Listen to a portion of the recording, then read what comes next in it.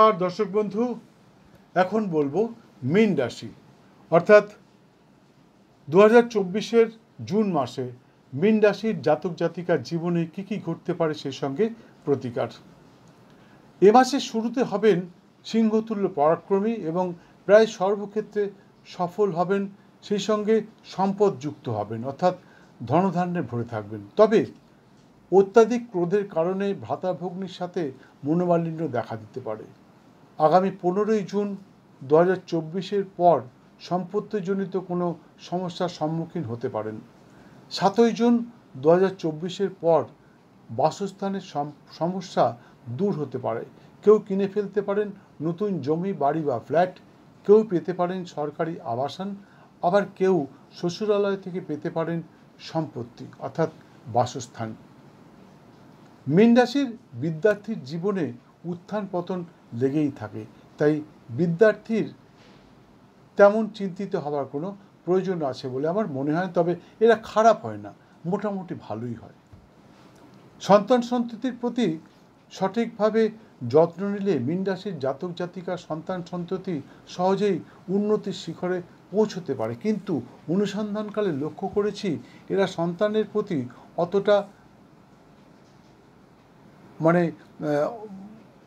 এদের একটু অবহেলা থাকে। ফলে মীন রাশির জাতক জাতিকার সন্তান সন্ততির লক্ষ্যে পৌঁছতে একটু সময় লেগে যায়।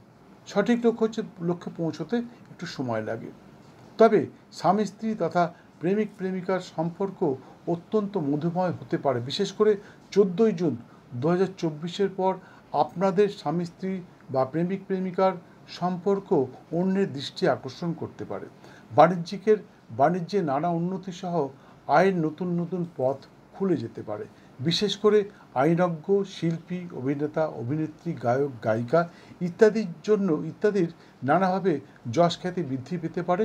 সেই সঙ্গে আয়ের নতুন নতুন পথ খুলে যেতে পারে এবং নতুন কর্মপ্রাপ্তির সম্ভাবনাও প্রবল। যারা অভিনয় করছেন তারা হয়তো নতুন কিছু কাজ পেয়ে যেতে পারে।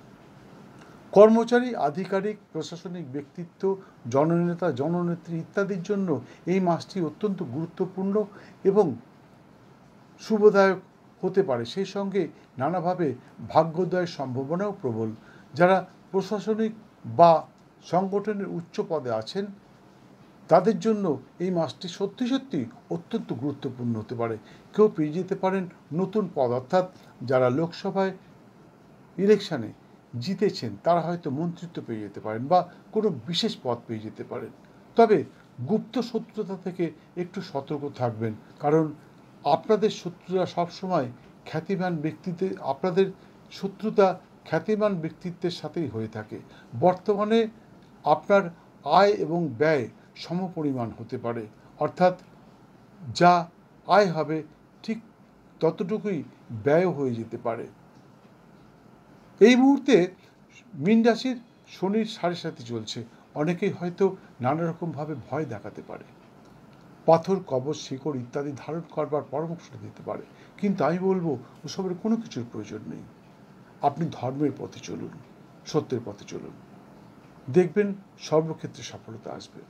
বন্ধু, আমার জীবনে দুবার শনির 7.5 এসছে। প্রথমবার যখন শনির 7.5 এসেছিল তখন কেন্দ্রীয় সরকারের একটি চাকরি ছেড়ে অন্য আরেকটি কেন্দ্রীয় সরকারের চাকরিতে আমি যোগদান করেছিলাম। বর্তমানে রিটায়ার করে গেছি। এই মুহূর্তে আমি কেন্দ্রীয় সরকারের একজন অবসরপ্রাপ্ত আধিকারিক। সেকেন্ড টাইম যখন আমার জীবনে শনি 7.5 আসে তখন আমি জ্যোতিষতন্ত্র বাস্তুবিদ্যায় পারদর্শী হয়ে উঠি। ডিপার্টমেন্ট থেকে পারমিশন নিয়ে পড়াশোনা করেছিলাম এবং এই জ্যোতিষতন্ত্র বাস্তুবিদ্যায় পারদর্শী হয়েছিলাম। আমার কথা ছেড়ে দিন, আমাদের দেশের প্রাক্তন প্রধানমন্ত্রী ডক্টর মনমোহন সিং কর্কট রাশির জাতক ছিলেন। যখন কর্কট রাশির শনি 7.5 চলছে তখন ডক্টর মনমোহন সিং প্রধানমন্ত্রী হয়েছিলেন এবং 10 বছর প্রধানমন্ত্রী ছিলেন। ওটাও ছেড়ে দিন, বর্তমান প্রধানমন্ত্রী শ্রী নরেন্দ্র দামোদর দাস মোদী তুলা রাশির জাতক। তুলা রাশির যখন শনি 7.5 চলছে তখন বর্তমান প্রধানমন্ত্রী শ্রী নরেন্দ্র দামোদর দাস মোদী প্রধানমন্ত্রী হয়েছিলেন। আজও আছেন, কতদিন থাকবেন এই মুহূর্তে বলা যাচ্ছে না। কাজেই শনির 7.5 কোনো রকমভাবেই খারাপ নয়। শনির সাড়ে সাথীতে যদি আপনি ধর্মের পথে চলেন, তাহলে শনির সাড়ে সাথীর থেকে ভালো সময় আর কখনোই আসতে পারে না।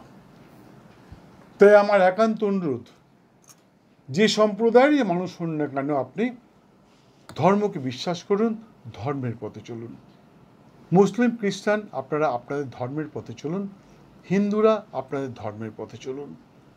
প্রতি শনিবার এবং মঙ্গলবার নিরামিষ আহার সহ ব্রহ্মচর্য পালন করে যারা হিন্দু ধর্মে বিশ্বাসী, দেবদেবীর পুজো করেন, তাদের জন্য বলছি, প্রতি শনিবার এবং মঙ্গলবার নিরামিষ আহার সহ ব্রহ্মচর্য পালন করে শনিবার শ্রী শ্রীমা দক্ষিণাকালীর পূজা এবং মঙ্গলবার সংকটমোচন শ্রী শ্রী হনুমানজির পূজা সহ চালিসা পাঠ করুন, দেখবেন সর্বক্ষেত্রে সফলতা আসছে। এছাড়া আমার এই চ্যানেলে সম্প্রচারিত দুটি ভিডিও আপনারা দেখতে পারেন। একটি হচ্ছে শনির সাড়ে সাথেতেই আসে 100% সাফল্য, আরেকটি হচ্ছে সংকটমোচন শ্রী শ্রী হনুমানজির সঠিক পুজো পদ্ধতি। আশা করি এই দুটো ভিডিও দেখলে আপনাদের সমস্ত সংশয় দূর হবে এবং সর্বক্ষেত্রে সফল হবেন, এতে কোনো সন্দেহ নেই। মীন রাশির জাতক এবং জাতিকা অর্থাৎ ভাই এবং বোন উভয়কেই বলছি, আগামী 26 এবং 27 জুন সতর্ক থাকবেন। কর্ম বাণিজ্য স্থলে নানাভাবে আর্থিক ক্ষতির সম্মুখীন হতে পারেন, অর্থাৎ আপনার দ্বারা এমন কিছু ঘটে যেতে পারে, তার দরুন আপনারা কিন্তু যারা চাকরি করছেন তাদের মাইনের থেকে টাকা কাটা যেতে পারে, যারা ব্যবসা করছেন তাদের কিন্তু বাণিজ্যে অবনতি ঘটতে পারে। বিশেষ করে প্রবীণ সহকর্মী অথবা উচ্চাধিকারীর কারণে আপনার আর্থিক ক্ষতি ঘটতে পারে। তবে আগামী 10, 11, 17 এবং 18 জুন সকলের জন্য অত্যন্ত শুভদায়ক। ওই দিনগুলির শুভক্ষণে আপনি আপনার আটকে থাকা যে কোনো কাজ সম্পন্ন করতে পারেন। বিশেষ করে 17 জুন অত্যন্ত শুভদায়ক। তবে প্রত্যেকটা কাজের জন্য শুভক্ষণ চয়ন অবশ্যই বাঞ্ছনীয়। শুভক্ষণটা এখানে বলতে পারছি না, তার কারণ শুভক্ষণ সবার জন্য এক হয় না। শুভ অশুভ দিন মোটামুটি এক হয়, তাই শুভ অশুভ দিনটা বলা যায়, শুভক্ষণ বলা যায় না। খুব সামান্য সময়ের জন্য শুভক্ষণটা আসে।